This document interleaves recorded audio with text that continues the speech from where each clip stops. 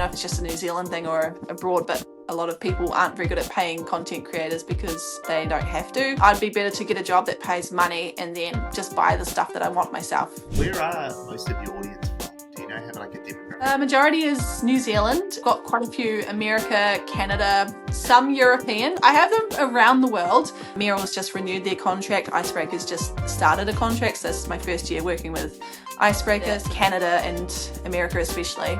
That's where everyone comments and says, what about all the bears? What about the mountain lions? And I'm like, bro, we don't have them here.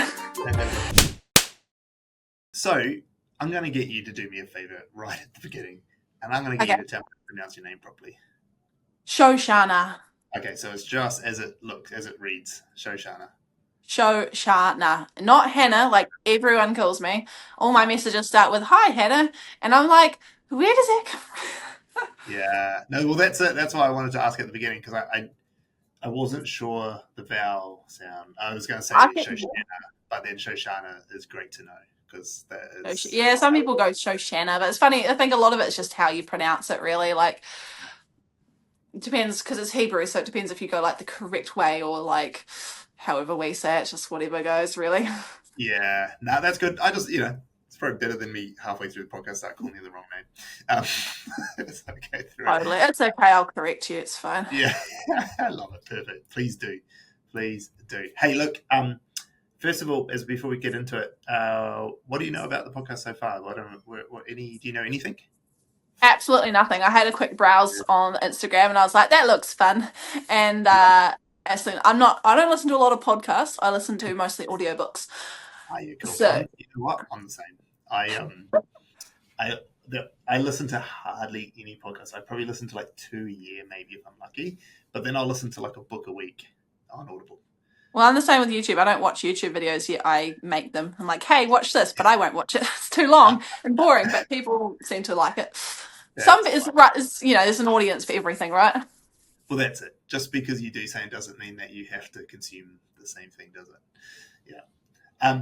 Well, this podcast is it's targeted for. I often talk to creators or other business owners who potentially are using their brand to grow their business, or TV, radio personalities, depending. It's usually about people who are somewhat in the public eye and have used that brand image to create a life for themselves somehow.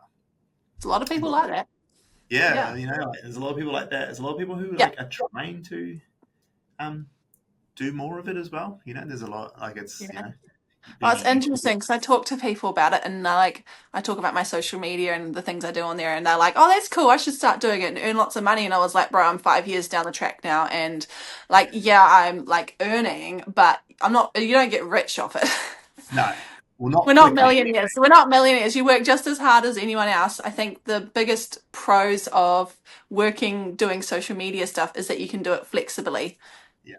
And, every time I go, people are like, how do you go tramping all the time? I'm like, well, I go tramping. It's a work trip. I work with brands. I get products. I promote them when I'm there. Everything's a work expense. I love that. And look, you know what? We're just going to roll into this and Amy's going to figure out how to edit this later on an intro. But that's exactly what we're going to talk about. It's like, it's not as easy as people think. And your particular situation, the way you've done it, you've almost done it the hardest of anyone, the way that you've sort of built it. But also from the outside, it looks like that. And so my first question is tell me a little bit about that journey. Because solo parent in the beginning, doing it the way that you were doing this, it's kind of been easy when you first started this brand.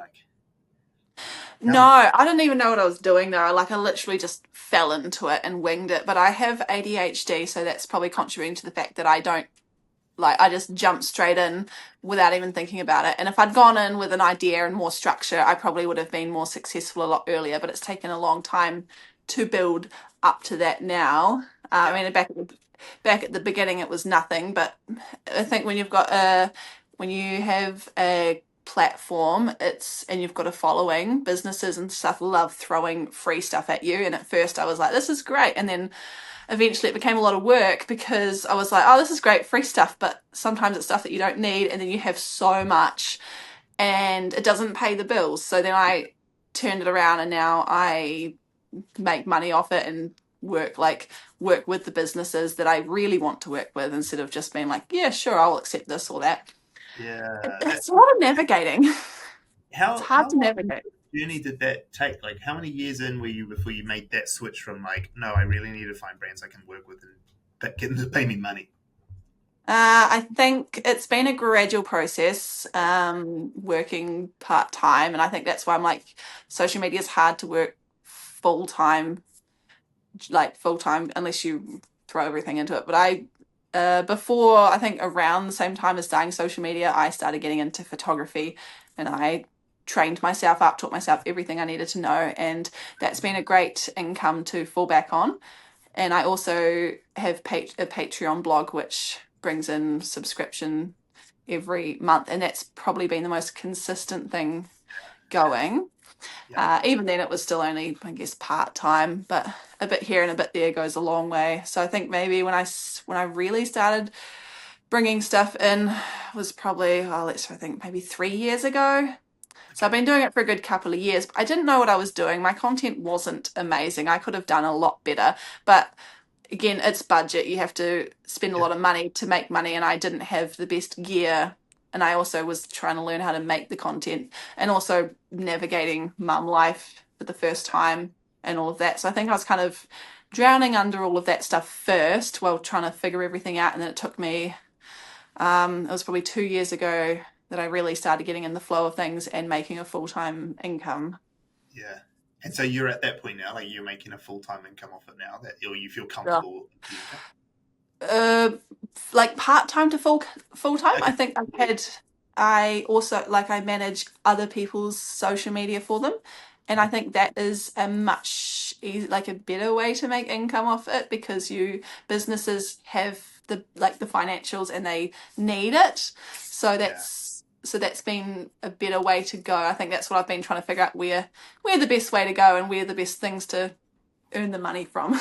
Yeah. So There's it's like, lots of sorry, no, Yes, I do a combination. I have a yeah, Patreon subscription and then I do paid advertising on my own platforms. Sometimes people pay me to take their photos. I think the biggest thing is it's not always super consistent. Sometimes you have heaps of work, sometimes you have nothing.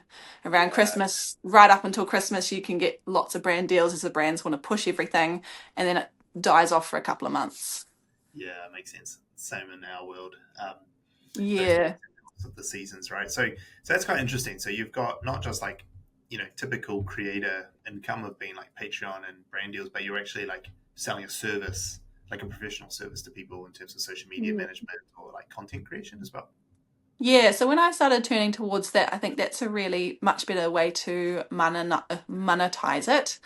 But I think Okay. when it's hard, the hardest thing is calculating when you're charging by the hour is calculating how many hours you're actually doing because I think you end up clocking up more than you realize because it's really time consuming. And I guess because I have that time, if we're at the park with the kids, I can be on my phone editing or posting stuff that needs to be posted. If I'm lying in bed with a toddler and cuddling her to sleep, I'm on my phone editing and posting, and that's so I think it's because I have the time, so I work around the kids. But I think it's still I'm in between part time to full time at the moment. Like Yeah. that teetering spot. Yeah, that is interesting. You talk about like how much to price in hourly and whatnot. I think we see that a lot with young creators and freelancers and like creatives that uh, how do you get the work one more consistent, but also like get the value that you actually provide? Like, what's the value to the business and whatnot? So, in Yes. your experience, has that always just been trying to work out what your hourly rate is, trying to estimate a number of hours you might do for the work, and then just like kind of pitch that as the price, and then kind of make sure you can do it in that time frame? Yeah, because there's a lot to calculate into it. Like if I'm charging for the content that I'm posting on my own platform, businesses are paying for my audience to see their stuff. So that's to do with engagement, following. I recently just ticked over 90K on Instagram, which means that I think you can generally charge a little more because a lot of businesses look at the following, but I think it's a lot more to do with the engagement because if you don't have an engaged audience, what's the point? Yeah, 100%. But I Yeah, have had people say, like when I've tried to pitch myself, they were like, "Oh, sorry, we don't pay creators that have under this many followers." And I was like, I don't think they should be looking at the following count. I think they should be more looking at the engagement rates. that's interesting. So that's like that was their like direct response to you that we just don't pay under certain They had a threshold? cutoff. They said 70K and they wouldn't pay me for under 70K. And I said, I kind of come back with, I'm sorry, I don't have the time to work for free. Yeah, that's Which crazy. is exactly straight to the point. Like I was like, love to work with you, but I don't have the capacity to work for free because it takes away from paid work. Yeah, totally. That is quite crazy that the brands will say that, especially these days where like micro influencers, the 10 to 20K range are like super valuable for a brand because like I they're think those ones are probably like super valuable, but the higher up you go, the more like following, the better like businesses want to work with you. But yeah at the same time, it's just hard to juggle yeah. it. And so you are self managing all of it on your own currently? Yeah, it's a Yeah. lot. Is I'm like, oh, I'd like to be able to outsource some things, but then the problem is if I outsource and then I have to pay them, then I have to add that into the budget, and do you that's have any talent managers ever approached you to manage your brand for you, like, or help you with the brand deal side of it? I have asked, Yeah, I've inquired to get some assistance to like help manage my own stuff, but they were like, "Oh, it looks like you've already got enough like brand deals, so you look like you're fine on your own. We can't do anything for you." And I was like, "Oh, I feel like they could do stuff for me. I think if I'd had someone to help manage me, I would have been able to get some much better deals because I find it hard negotiating with brands and setting the price, and I think I've often undercharged myself severely. yeah, I should have been charging a lot more for the content that I gave them. And that's learning experience from that's just learning. yeah. I think in those situations, it's all a little bit of like give and take when it comes to brands. Like sometimes you might charge a little bit less, sometimes you might get a better end of the deal because your content might be super easy to create in that particular instance, and it took you no time at Yes. all. So there's some wins and losses. I think um, it's quite interesting that a brand like yours, because I've got your Instagram open just here, and I was looking at it like Yeah. you are like your average viewership compared to the number of followers you got is like pretty close. There's like a really close alignment, like a lot of which just speaks to one, the content's obviously resonating and that the engagement's there. Um, I'm surprised that more talent agents haven't reached out, like because it's hardly any work for Yeah. them to manage your inbox for you and negotiate deals on your behalf. Um, Yeah, because that would be amazing. That's exactly what I need, but I haven't been able to get it. And I'm not sure if I'm not like asking in the right places or yeah, I wonder if we just need to clip this out and tell talent managers who are watching, like, to get in touch with you because there'll be yeah, someone, do get in touch. yeah, there'll be a talent agent out there who's like, yeah, Yeah. we've got the capacity to take someone on. There's obviously talent agencies just can't always pick people up because there's obviously still time that they have to put into it. But like when you've Yeah, got totally. a particular talent who's got an engaged audience and is consistently putting out content, that's like kind of the dream scenario, especially Yes. when it's like you've got a niche that's easy to identify, like you're out in It's trails. very strong. Yeah, yeah, Which really is funny strong. because I found the niche thing has been really hard because I have ADHD. My brain goes in 100 different directions and I have to constantly pull myself back in. But I think I've found my like main passion, which is obviously like the outdoors. But with my recent health issues, not getting outdoors as much, I had a bit of a crisis because I was like, oh, what do I do if I'm not like hiking, tramping? But I Yeah, managed to, this is where so many people talk about B-roll. And I was like, I've got so much in the archives that I've actually been creating content without going on any trips recently. And people yeah, think I'm still tramping, but I'm not, yeah, because I've just had so much footage to reshare. And I've yeah, had a post recently got like what 15,000 likes on it, and it just went off. And I was just like, oh wow, I didn't even have to go anywhere until now. I was like going on trips all the time because I was like, you got to do that, make the content. And I was like, actually, so you can shoot a lot of content and you don't have to go on trips all the time, but you can make people think that you are, which they do because they were like, oh, wow, that's great. You're out hiking again. I was like, no, I haven't hiked in 3 months, like on a proper, like big yeah. tramp. Yeah, that's funny. Yeah, I guess they only see what you want them to see, right? And you can tell them whatever. As Yes. long as you still tell a story in the content, then it'll still perform well. Yeah. And I think the thing that I get a lot, I mean, I've been figuring it out. It's like, how do you grow your audience and stuff, and people going on and on about it. And some people get really annoyed, and they're like, I've had some interesting comments from people that I knew that were like, oh, well, why did you get so many followers and all this other stuff? And I was like, because I have given them something valuable. People don't follow you for pretty pictures or like for your personal life stories unless it's insanely inspirational. People follow you for what you can give to them because it's all about what you can do for them. Oh yeah, for sure. And look, like just to press on that, like some people are being able to live vicariously through others is value. There is Yeah, a and a lot actually, of yeah, that's what I get a lot is people like they're like, I'm not even into tramping, but I love watching what you do. yeah, yeah, absolutely. It's like it reminds me my partner, my wife, and I years ago. Well, we still do occasionally, but we like got really hooked in on the bucket list family, and just Oh, like the I follow them too. They were oh, fun. they were awesome. I mean, these days they're like it's almost a little bit too polished, but I love them. Like it's still amazing. Like then what they've and especially the early day videos, like when they were trying to, it was a little bit different. They they had a lot of money behind them when they went off and did stuff. I think Um, that's one thing is the money. Like to get yeah, started on things, it's hard starting because I'm thinking of, oh, I'd love to get a GoPro, I'd love to get a drone, yeah, and but those things all cost money, and I've had other things to pay for, and so all my stuff I mostly get by on my phone, and of course I have my camera because I do photography and love to upgrade that. But that's one of the hardest things with creating content is you need the gear. yeah, yeah. I mean, you can get by without it, but it's more challenging. Especially on like your sort of location based filming and stuff, like gear does help you capture things that you couldn't otherwise capture on a phone, right? Just like being able to have the Yes. right sort of tools like 360 cameras or drones or all these things that can do cool Yeah, stuff. and I've seen those, and people have said to me, they're like, "Oh, why don't you get one of these to like film your stuff?" And I was like, "Oh, a GoPro like on a long stick would be amazing. Like, I think I could make so many more like YouTube videos if I took the GoPro along to film all the YouTube on." But of course, I don't have the financial capacity right now to be investing in that because I've had to prioritize, other things like bills because we live in New Zealand. And Exactly. the price of everything just keeps going up. So it's things take priority.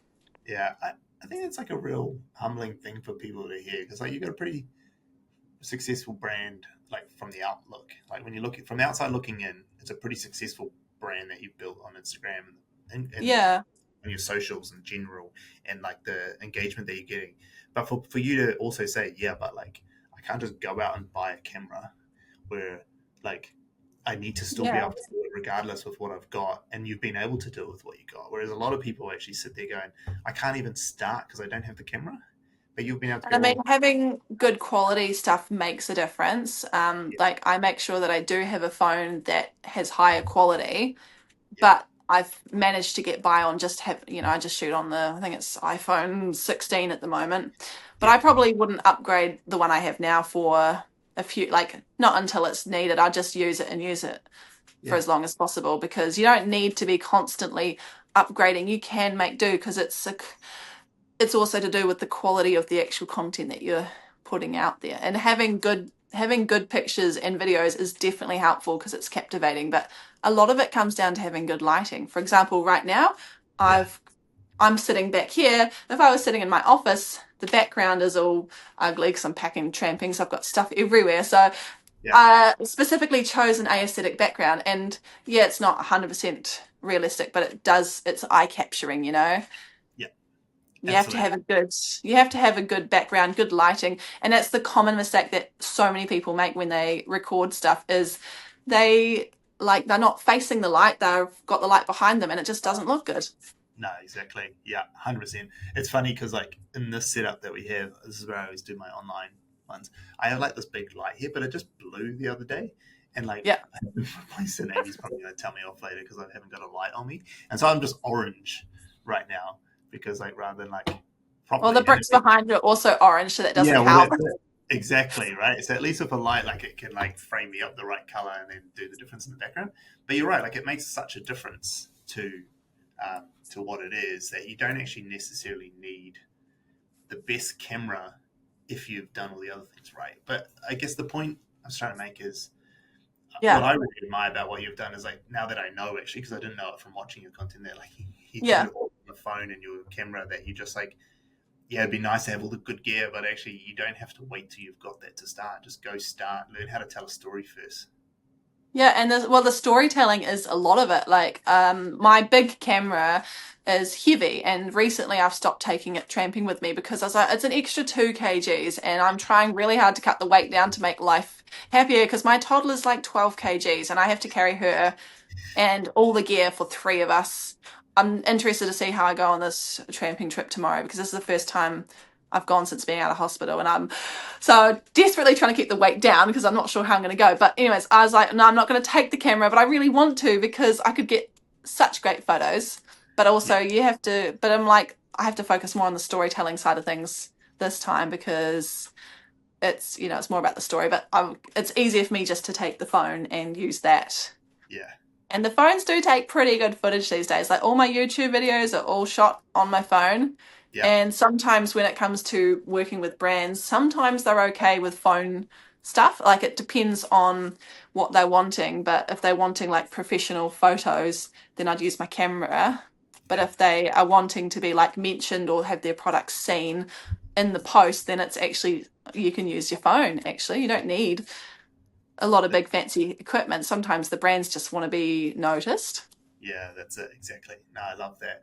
I just wanted to ask a couple of questions around, like in your Instagram profile, for instance, you've got Yeah, Icebreaker and Merrell, or whatever it's yeah. called, tagged in. Like, tell me about those partnerships that you've had, ambassadors. Like, tell me about that scenario. Why have you got them tagged in your bio? How's that work? Because they're long term partnerships. Cool. I'm ambassadoring for them, so that is one of the best things to do. I think when you're doing contenting is to get a long term partnership because then they work with you. I've got a contract with them for a year, and then Merrell's just renewed their contract. Icebreaker's just started a contract, so this is my first year working with Icebreaker. So they're asking me to put out content for them on my platform and do that, and I put them in my bio because I'm ambassadoring for them, and that's who I think it's kind of I guess my sponsors. Yeah. I guess Yeah. like a I love, sports team puts their sponsors on their stuff, I guess, something like that. But yeah, Merrell Powers, or I get messages from people asking me all the time. They're like, "Oh, what shoes do you recommend for hiking?" And I was like, "Well, I work with Merrell, so I am biased because I work with them and we use all these shoes, and I do genuinely like their shoes. And Icebreaker is amazing merino. Like I wear yeah. their stuff all the time. It's so nice." So I Yeah. was stoked to get those partnerships, but I guess they noticed the stuff that we were doing, and went on a hike a few months ago with Icebreaker, a community event they put on, which was awesome. So they took me along, and we went with a group of just outdoorsy people. We went on a group hike together, and that was a Oh, lot of fun. yeah, that's awesome. Yeah. And that's really cool because, like, the reason I asked is that you don't often see that with influencers and creators. And I assume that's what it was. I assumed it was ambassadorship. So, Yeah. and I love that because it's a smarter way of doing brand deals. And I actually wonder if that's the reason why some of the talent agencies may have gone, oh, look, there's not a lot we can do because you've got two strong brand things that Well, they're I haven't. I only had those ones recently, so this was before I had those doing. ones. Cool, But good I to know. had shown them the ones that I'd worked with previously. But I think my biggest problem was previously, I found it really hard, I think, with the pricing and trying to negotiate pricing because I would sometimes, if I really wanted to work with someone, I'll just be like, oh, I don't want to scare them off by saying, oh, these are my rates. And then they'll just be like, nah, because I wanted the product and I loved the product. And so there was times in the past where I was like, yeah, I'll do it for the product, but I learned to set my terms. So I said, okay, I'll do this much. Yeah, Now the only things I would promote for free would be posting on my stories, and I offer them like an unboxing where I just put a video up from my stories unboxing the product, and then maybe saying trying it if I like it, and yeah, then I say, look, if you want any more, then it's going to cost such and such, and open to negotiation, obviously. And there has to be flexibility because it really depends on, like you negotiate, right? You come back and forth. But that's only something I've learned how to do recently, and I'm still not very good at it. I still think I undercharge myself a little bit too much. yeah, But then again, it depends on which companies you're working for, because some of the bigger companies, they've got the financial backing to sponsor you, whereas the small, like really little companies, they don't have as much finances for the advertising. So you have to have a little bit of leeway, right?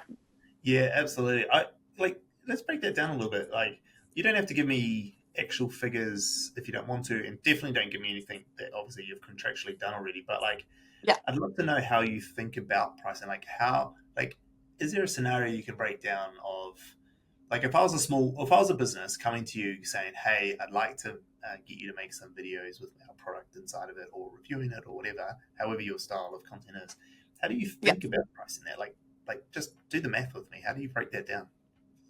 I think about if I really want to do it and Yeah, if I like the product. So sometimes they send me the product and I'll actually try it if it's like food or something. I'll try it before I review it. yeah, Uh, it's a bit awkward if you say, "Nah, I don't really like this." And I have had that happen before where someone sent me a product and it was faulty. And I think I might have got a little bit scammed a little bit because they disappeared pretty quick. yeah, Well, I could have, anyways. yeah, But I said I had to say, "I'm sorry, I can't promote this because it doesn't actually work, and I've tried to use it." And then they sent me a replacement, and the replacement didn't work. So that was doesn't happen very often. yeah. What was the question? I forgot. Just like, how would you start to have that thought process of charging them? Like, what is the Uh, thing that you assess? How do you start to go, I think I should charge them this much? What does that process look like for you? So I start off with I really like the business. Yeah, Sometimes it might be a little bit 50-50, but I won't work with someone if it doesn't align with me. yeah, Like I've had, oh, was it a gambling one? And I was like, I'm not interested in promoting gambling. I'm not going to do that. yeah, So I was like, straight up no. Or was it one of those ones from like Temu? And I was like, no, I can't promote that because I'm all about sustainability. So it does not align with my brand at all. yeah, And so I, first of all, thinned that out. And so a lot of the time I just say, sorry, that's just not something I'm interested in. But then I look at the time that it's going to take. I calculate travel, what they're wanting. If it's a tight turnaround, so often, sometimes you'll get them when they're like, "Oh, we need this content within 2 weeks." And I'm like, okay, well, then I have to think about, do I have a trip that I'm going on? Can I coordinate it in? Depending on how much effort I have to go to, I calculate the fuel costs. And if you go on to Google, you can actually Google how much can I earn if I have this much following with average engagement, and it actually comes up with the different price brackets, which is helpful. So I think around my following, you can charge upwards of $1,000, yeah, um, up to maybe $1,000, maybe up to 3 or 4 grand, yeah. depending on the content. Or Like, and it per also, video? Is that what you're pardon, thinking? Per pardon. video? Yeah, so that's per video. I think it's slightly less per post, and then usually stories are included in that. So they might get 5 to 10 stories. I have different, so I send them like my media kit, and it's broken down with different pricing options, but it's negotiable if they want to negotiate that further. The media kit has been really helpful since I started using that. That's when I've actually started earning money from it, Oh, because I just say, "Hey, that's great. Here's my media kit. It's got about me. It's got my social medias, TikTok, Instagram, Facebook, YouTube, stats. It's got my prices. It's got yeah. brands I've worked with and reviews from brands as well." Oh, So that has been really helpful. And that has been the biggest help because I just send it to them and then it's done and dusted. And they come back to me and they say, "Oh, look, how about this price?" And then I go back to them, and if I'm okay with it, then I'm like, "Yep, sure." Otherwise, then I'll be like, "No." So cool. that's my process. Do you have, when you set your pricing, is it like one price for the whole like gig, or do you have like a, here's for each piece of content, or the piece of content, here's my hard expenses like travel costs? Is that a thing you add additional, or do you kind of build it all in?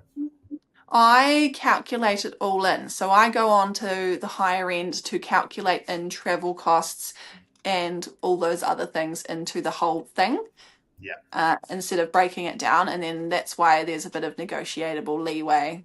And one thing I've learnt with the businesses is when they come to you with a price, there's usually give. So if they want to work with you, there's usually enough that they can go a little bit higher, but they'll always start low.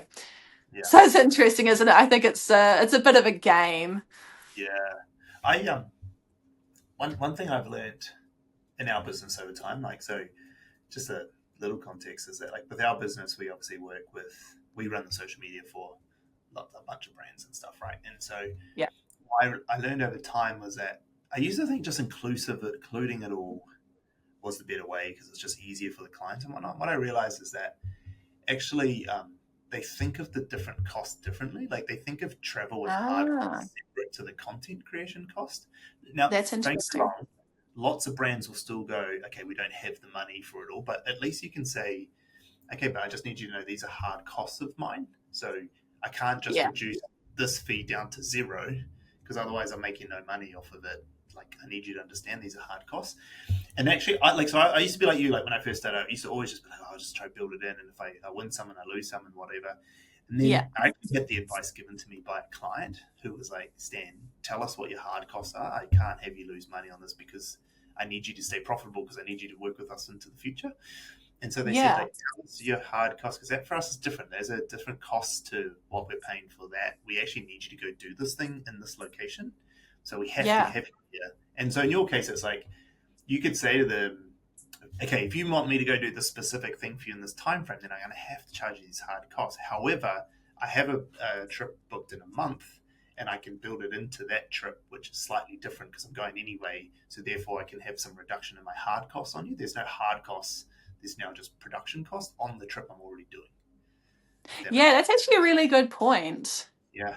It's hard. I think the hardest thing, especially with me not having a very mathematical brain, is having to do the calculations, especially when you've mum brain, sleep deprived. And so it's been the easiest is just to lump it into one. But I can see the logic in putting it into different, like breaking Yep. it all out. Because I know that when I get a quote, if I'm asking someone to do a job for me and they send me the quote, it is good seeing the breakdown where they say this is how much for the hours and it's this many hours. And then of Yeah. course then I got to think about an hourly rate, which is also the Yeah. another thing right there, right? Because where do you start with that? I actually don't think in your world an hourly rate is the right way to do it for a lot of work. Like even in your photography Yes. work, even in your social media management work, hourly rates are quite tough. Like they're better. I mean, social media management depends if you're just like doing like quite task based stuff that just does take a certain amount of time, as opposed to any certain special skill set. Like as soon as you start to sell a craft or a special skill, like the value based pricing needs to start to come into it. Where it's like, what is this?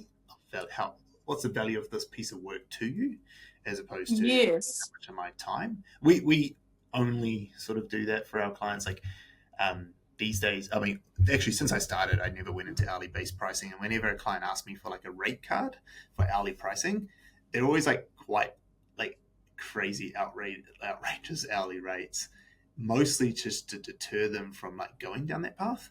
And the reason I'd say that to them is I'm like, I'm not trying to rip you off here. I'm just trying to tell you that like there's more value in me having a client on retainer, that I can consistently know this money's coming in every month.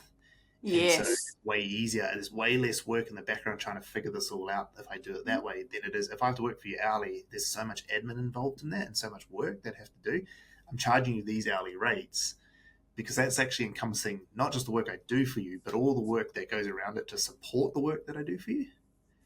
Yeah, it's a really good point there because I think that's why I value the long-term partnerships and why I give long-term partnerships a discount, well, Yep. discount over one-offs because the one-off campaigns are is a lot more to it. Whereas I love working with the long term, like having Icebreaker and Merrell is amazing. They're brands I love and it's consistent every month, like it's coming in every month and that's more valuable. And you do spend a lot more. And this is why when people think social media is easy money, I'm like, it's not. It's a lot more work, but I love it. Like creating stuff I love creating and running. Now that I've started managing like other people's social media for them, I quite enjoy that too, actually, because sometimes I think I'd post too much on my own platform if I'm in the role, and it's easier for me to post on like another one. And I mean, I've put in countless hours. I dread to add it all up, but you're right there where you can't just add up all the hours because it just wouldn't make sense. I No. think sometimes when someone was like, "Oh, how much do you earn an hour?" and I'm like, "Probably like $5 an hour," Yeah. and they're like, "That's below minimum wage." I'm like, "Oh, I know." Yeah. But Yeah. it's true though, because we're just starting the social media. I have poured hundreds of hours in, like there's 5 years down the track, and I spent maybe like well over 2 hours most every single one of those days. Now, when I go tramping, I've gotten into a real swing of it. If I'm making vlogs, I edit the content when I'm at the hut, and then when I come home, I have all the content edited, ready to go.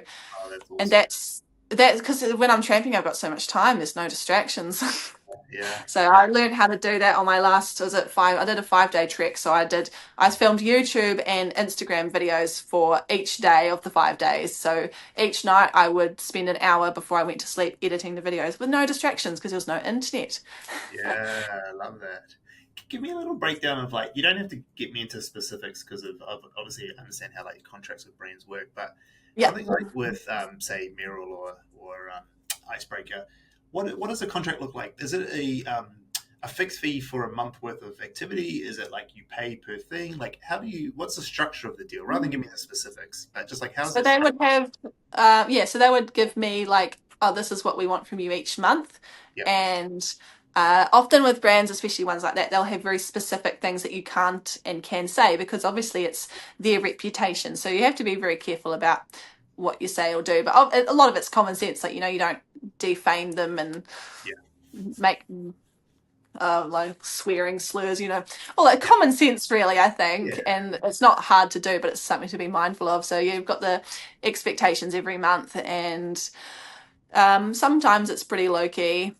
Yeah. Uh, And that Sometimes it's real relaxed, and other times they've got specific things that they want this much every time. And are you charging them on like a fixed monthly fee, or is it per piece of content? Like, how do you price? Like, without giving me the numbers, like, how do you charge them? I think like often with those kind of things, they've approached me with the pricing, and I would look at that. I'd be like, okay, yep, Go. that's totally fine to me. I don't see any point in negotiating. But people like that, I think, can be quite good at being really fair, Yeah, especially when they're used to working with creators. Some can be really difficult to work with because, especially, I don't know if it's just a New Zealand thing or abroad, but a lot of people aren't very good at paying content creators because they don't have to because there's so many low-key ones.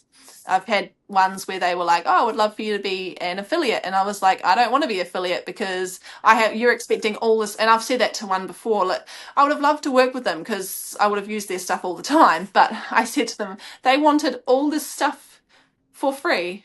And in exchange for, we'll just give you this stuff for your stuff. And I was just like, no, that's not worth it because I'd be better to get a job that pays money and then just buy the stuff that I want myself. yeah. I think affiliates are a hard one to do it on because I'm not a Oh, big the affiliates are very difficult, those ones. yeah, I'm not a big fan of them. I think one of the reasons it's similar reasons why we don't like when clients ask us like, "Hey, you think you're good at marketing? Well, why don't you take a percentage of sales that you generate?" And it's like, well, it doesn't really work like that. Like, someone could see a piece of content that you make for a particular brand, but they might then go and Google it and then have a read into it and do some other stuff, but they never actually go through your link or anything, so it never gets See, tracked. I've had a lot of success through affiliates, Well, I'm but not saying you like can't, I'm just saying that there could be other ways. it's Yeah, definitely other ways, but I think it's stuff that I was already. I think I started out with a lot more affiliates. yeah, I think these days I'm moving a lot. Like it's changed a lot, but I've had depends on what kind. I mean, affiliates just kind of feel like a multi-level marketing scam, but sometimes it can be like I think sometimes it can be really good. It's also if something is more costly and you're getting a percentage of sales, you can get more kickback. But it's definitely a lot more work than it's like you're definitely working a lot more for a lot less. yeah. So I Exactly. think That's what I mean too. Is that it's pocket money, but it doesn't pay the bills. That's how I look at them. no, exactly. Like I think that in the affiliate world, I think you can definitely make money in affiliates. Like I've known heaps of people who have done it really well. I just think that like one of the when brands want you to earn from a success metric, like if you can generate the sales through your content, they will pay you for it. Yeah, In those instances, we do have a couple of deals like this with our clients where I said, okay, well I don't want sales and I want equity. Like give me yeah, equity. Like if you're going to make me go and promote your brand for free, then I want to own a part of the business and I yeah, want to take value there. Because I always think like the affiliate stuff, it's like you're right. Like I will make some money, but it's not as much as I could have made doing something else with someone exactly. else who understands like the actual economics of like putting out brand content, and that because people can go off my page and go search for your product elsewhere and still buy it, or they might see it for first time on me with me, and then they've seen it a second time somewhere else, but they buy it through that channel. I don't Exactly. think So they capture all the things that I've actually started the conversation for you. I think if you have a discount code to give your followers, it can be good for the businesses to see that people are using it and wanting to buy, Yeah, and that's good. But I think if you're getting a percentage, it doesn't, like, it's just pocket money. It's not, just it's, money. you don't get, it's not near enough. And I think if so I have like a whole, I think I've got like a whole page of discount codes that I've had with brands, and it is like, I just have them all on my, I think on my highlights somewhere, Yeah, which is good. But you can't invest too much energy into it because it doesn't pay the bills. exactly. But Yeah, I think it's sometimes it is like good if you've got brands that you have that you like, and then I have a lot of people being like, "Oh, have you got a code to use for this product?" And people love getting a discount. So if they get like 10% off, they're stoked. yeah, yeah. No, So I I think agree. there's pros and cons to it, but I'm not like, I don't love it as much. Yeah, I think there's pros and cons, and I definitely think when you're a smaller creator, affiliate codes are a good way to prove also your ability to convert. I think they're really good data Yes. to show a brand. It's like, look, I might be small, but look how many people I sent through this affiliate code for this particular campaign I ran. I think Yeah, that but sort of if you have 4,000 followers and 1,000 of those followers are heavily engaged and they all use your code, that's 1,000 people. yeah, That's a that's huge. lot. Yeah, I that, don't think 1,000 people would have used my like one code through one business. no way, exactly. So tell me, you know, what is the future for this? Like, how do you continue to do this? Obviously, your life's changed a lot since you started, and things. But like, how do you see this world playing out? Where does it go from here? Yeah, I've been thinking a lot about that recently. I would love to, I think as things change, my kids are growing up a little bit and we're not I'm doing a lot more stuff without them, and a lot of it was around, oh, I'm taking my kids out hiking, and people are like, oh well, that's so cool. But now I've like, because I've got a support system, I've got my parents, I've got other people around, I'm having opportunities to do things without the kids, and I it's an interesting thing. It's like, where do I go from here? Like, what do I do when the kids aren't around as much, and like, do I have anything to still offer? And I think I do. I've Yeah, got my story, and I still will keep sharing stuff, and I think I'm not sure exactly where it goes from here, but I've got some big dreams and ideas. I've got some big walks that I want to do. I've got international travel that I cool. love, but I've been really, really focusing this year on honing down, trying to build up the business, trying to Yeah, get better, just get better, really. I think just work on improving and getting better partnerships. Then I have some better financial backing to do things like go overseas. But I think a lot of my stuff started with, oh, look, I'm well, not, what's the right words? I would say, oh, look at me, I'm on a very tight budget and I've managed to do all these things. And I think it does change a bit when if you are better off financially, then you can afford to do more things. It kind of changes it a bit, because for a lot of my audience who are following me for my super budget tips, a lot of it might not be as budget. But I think I'm never going to be a super bougie traveler, because I'll always be on like a reasonable budget, because why spend hundreds of money here when I could save money and do more things, because that's my logic. yeah, yeah. No, that makes sense. Actually, just as you're saying that, something came to mind. I mean, take this with a grain of salt. But Yeah. first of all, where are most of your audience from? Do you know have like a demographic where they? Majority is New Zealand. Yeah, I've got quite a few America, Canada, some European. I have them around the world. yeah, I think the biggest percentage is New Zealand, but I do have a reasonably good percentage from around the world as well. yeah, Maybe, yeah, some Canada and America especially. yeah. I would have But I thought think that's Canada. where everyone comments and says, "What about all the bears? What about the mountain lions?" And I'm like, "Bro, we don't have them here." That's a real common thing. That's funny. That's so funny. I was actually thinking that Americans and Canadians might have been a large portion of it, and I was just thinking like I've met a few like sort of quote unquote like sort of travel or like lifestyle kind of influencers who are in similar spaces around have a niche around something that's not the norm life, right? And Yeah. one of the things that they did from a monetization perspective that was real successful is they just did like two or three um, guided tours with people. I've And seen people doing those. like really simple, but like Americans, especially like coming to New Zealand and want to do a hike with someone they know as like a guided tour, where Yeah. they have the hike cost or the trip cost as one fee, and then they charge like 2 or 3K per person on top for being the tour guide. Yeah. And they just take a small group because they don't want to get it to be too crazy. But like you have three Yeah. or 4 couples who come on a tour with you, and all of a sudden you just made like 12 or 24 grand for this one trip on his profit. Now, I'm just throwing numbers out there, so take on the grain of salt. But like, Yeah. that's also something that's quite cool, because then you can like engage this audience who's like, man, I love what you're doing. It's like, well, why didn't you guys come to New Zealand, do this hike with me, build it up for a few months?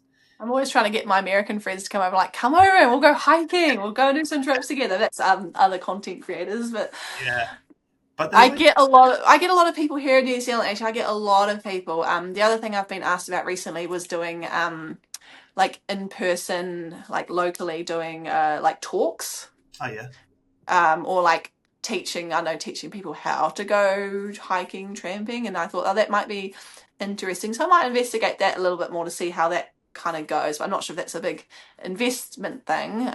Workshop, that's what it's called, workshops. yeah, yeah, But I think that might be quite fun because it's more personalized and more. But the travel thing, I've seen quite a few people doing the tours. I had been asked to do one like a while ago, but I wasn't in the right place to do that. But it could be a real interesting thing to do, especially I've had so many people here. I get it a lot. People always ask. They're like, oh, I just want to go hiking with you, and da da da da. And I was like, that would be like, it's not that I don't want to go with them, but when you're having like, I'm one person and there's 90,000 of them. yeah, And I was like, I can't spend my whole life like just going on walks with like all these different people. And I think it's because they see me do it. So then they're like, oh, I want to go with you. But especially I think if they have children, it's a bit tricky because I don't have the capacity to be looking after people. They have to be looking after themselves. So we go tramping with friends, but I look after myself. They look after themselves. I can't be looking after someone who doesn't know what they're doing. no, That's why I create content. I try to share as much as possible to help people get outdoors and to get out and do it, but I can only do so much. yeah. I wonder if it's like, I'm just thinking. I know the guys at like Wild Kiwi, for instance, and it's like you partnering with like a travel Yeah. agency, a travel brand, and Yeah, that would be the dream. That would be like, because I see he goes to some really cool places, but he's got an amazing partnership with GoPro that's been going on for a long time. yeah. So, oh no, I was thinking, no, this particular is a company Oh, called. not wild kiwi. So I was thinking bear kiwi. Yeah, no. Wild Kiwi is a company, right? And it's like I just the first one comes to mind because I know the guys Oh, there. I don't know if I've seen wild kiwi. I have to look at Yeah, them. they do a lot of like solo. To be honest, their perfect demographic is solo female international travelers of New Zealand. So they're Yeah, international who've come to New Zealand, UK, that's a Canada. pretty good one. That's Yeah, pretty good niche. yeah, and that's pretty similar. Like they're probably like quite aligned in terms of solo travelers doing stuff. But like Yes. you partner with an agency like that, or like a brand where they actually have guides with them.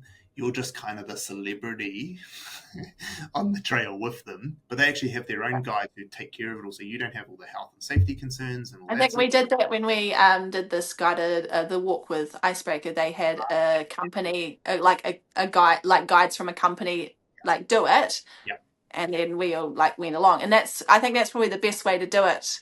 Maybe is that way because I can't take people out on my own. There's too much liability. Like, what if yeah, they got hurt or yeah. You don't want to take on all that risk, especially if you've. no? Oh, but like, I should email you later. I know the owners of Wild Kiwi; they might be keen on partnering with someone, but like, because it's a win-win. Right? Yeah, If you think about it from their perspective, they sell the tour, they pay you a proportion of every ticket because you're helping sell it, as well, and they yeah. already have the systems and everything set up to do it. They're just selling another tour that they always. This is bread and butter for them, but for you, it's like they can probably host a larger scope of people as well. Like the Wild Kiwi guys Yeah. have a bus that they take around, so like they could. Oh no, I have seen those buses. I was trying to think where I'd seen that. I was like, that sounds real familiar. No, I've seen those tour buses. The same as like the Contiki ones, right? Like I see the Contiki ones floating around. Those are a bit wild. Those ones. They're a little bit more wild than the Wild Kiwi ones. The Wild Kiwi ones are like people who are like they are like a lot of like nature driven tour things. Yeah, that probably sounds like more my thing because I'm Yeah, not never been a hard into party or anything like that. I like to get sleep. I like to go to bed early and wake up late. That's my dream. I love it. I'm a middle of the day person. I love it. I love it. Well, I should put you in touch with the guys down there because he knows some. Yeah. No, I'd Um, be super keen for that. Yeah, absolutely. hey, we've it's been almost an hour now, so yeah, I'm gonna start to wrap it up. But it's been real Awesome. interesting Yeah. hearing your story. Like, thank you for being so open about how you've built and monetized the brand because I think there's lots of valuable stuff. We have a lot of creators and people who are in the same field as you Yeah. who watch this podcast, and I always think it's a real difficult conversation that not a lot of creators have with each other. And Yeah, and it's tricky to talk about because you can't talk about specific figures without getting too personal. And I get a lot of comments on my content saying, "How do you afford this?" And I just say, "Well, I'm a content creator." It's more complicated than that, yeah, but it's hard to. And I'm a very open book, but it's hard to share it without being too open because you have to really protect your own personal yeah, yeah. your personal stuff, and it is a tricky one. In New Zealand, I think a lot of people like. I didn't realize this. Apparently, it's rude to ask people how much they earn. And I said to someone, I was like, how much do you earn a year? Like, I was just interested. But then you find out what job they have and then you just Google it. And Yeah. how much does a builder earn per year if they've been doing it for 5 years? People do find it. New Zealand are very humble in their willingness to talk about, which is why I said thank you for you did give me specific Yeah. about how you thought about it, and a lot of people struggle with that. So I think it'd be super helpful. I'm always open to talk about it.